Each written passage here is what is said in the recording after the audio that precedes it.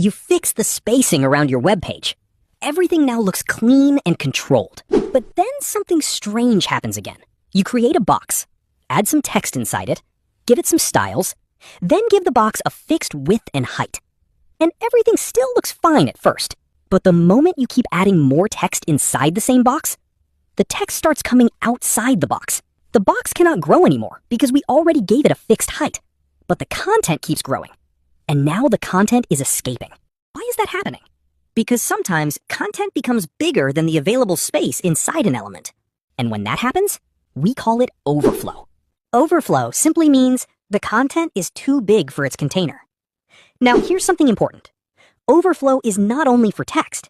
It can also happen with other elements too. For example, imagine placing a very large image inside a small div.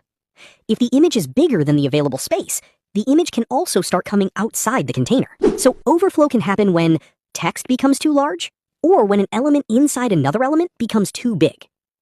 Without controlling overflow, content can make a website look messy very quickly. Now, here's the important thing you must understand. By default, the browser allows overflowing content to remain visible. That means if the content does not fit, just let it continue showing. That behavior is called overflow visible. And that is why the text and image were escaping outside the box earlier. But developers can control this behavior in different ways. For example, we can hide the extra content using another overflow value called hidden. Now anything outside the box is no longer visible. That behavior is overflow hidden. The content still exists, but the overflowing part becomes hidden. We can also make the box scrollable using another value called scroll. Now the box becomes scrollable, and we can move inside it to see the hidden content. Depending on the device, you may also see scroll bars appear. That behavior is overflow scroll. But there's a small problem.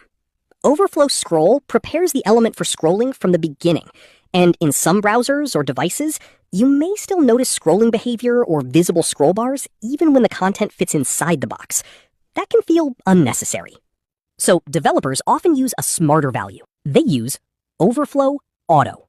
Now, the box only becomes scrollable when the content becomes too large. If the content fits, nothing happens. But if the content becomes too large, the box becomes scrollable automatically. That behavior is overflow auto. So now you understand the 4 overflow behaviors. Visible allows overflow. Hidden hides overflow. Scroll always makes the box scrollable. Auto only makes the box scrollable when needed. And this is how developers control content inside boxes in CSS. Now, we have been testing these behaviors using text inside a box. But let's